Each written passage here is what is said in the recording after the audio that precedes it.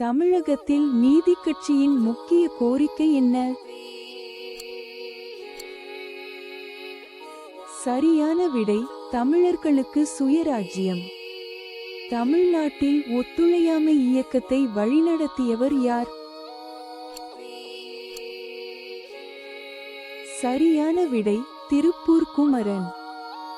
சுப்பிரமணிய பாரதியால் சென்னையிலிருந்து இப்போது சென்னை வெளியிடப்பட்ட முதல் இந்திய மொழி செய்தித்தாளின் பெயர் என்ன?